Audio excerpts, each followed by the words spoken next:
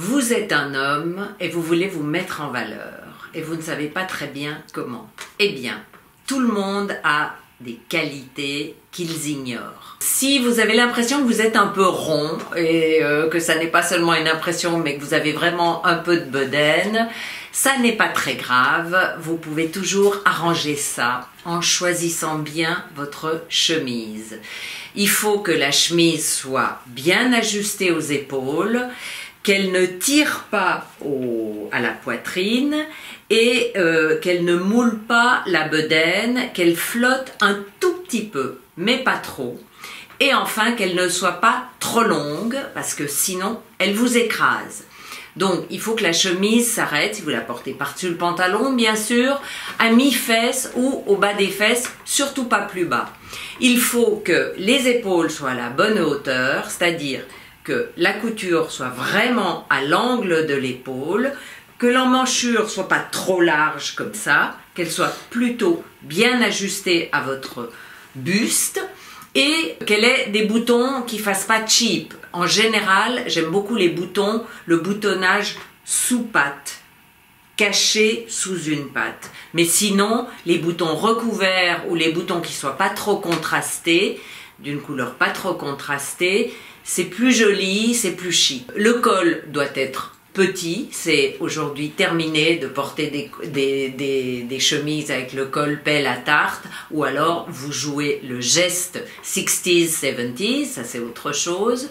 Donc la chemise c'est très important pour vous mettre en valeur. Si vous portez un pull, attention, si vous avez un peu de ventre, de ne pas le prendre trop petit. Peut-être qu'il va flotter un tout petit peu aux épaules, ça vaut mieux, plutôt que d'avoir le ventre serré sous le pull en maille où vraiment vous ne serez pas flatté. Le pantalon, ensuite, doit être ajusté aux hanches et aux fesses, mais il ne doit pas se boutonner au-dessous du ventre.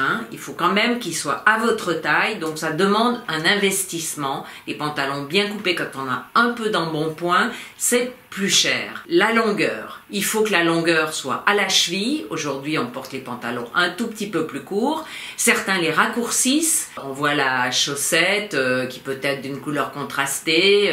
Il y a tout un style aujourd'hui qui est charmant. Vous pouvez également jouer le classicisme. C'est pas du tout interdit, ça n'est pas du tout hors mode. C'est-à-dire le pli qui casse légèrement sur la chaussure avec une chaussure soit de la même couleur que le pantalon, soit contrastée.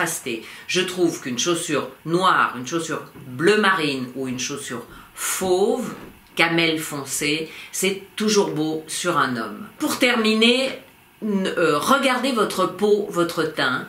Et beaucoup d'hommes, j'ai remarqué, ne savent pas quelles sont les couleurs qui leur vont le mieux. Vous avez libre choix sur un grand spectre de couleurs. C'est-à-dire que avec les traits un peu creusés d'un homme, les couleurs saturées sont toujours très belles. Une femme a peur de faire ressortir ses rides, un homme n'a pas ce souci.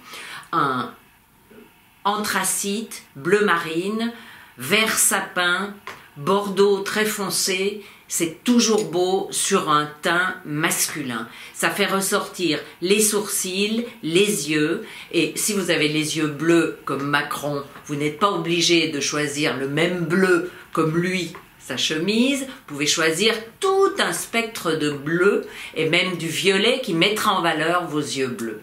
La chemise blanche, c'est toujours joli, ça va à tout le monde, c'est un peu classique, mais vous pouvez la décaler avec des gilets qui, encore une fois, vous permettront éventuellement de cacher un peu le ventre.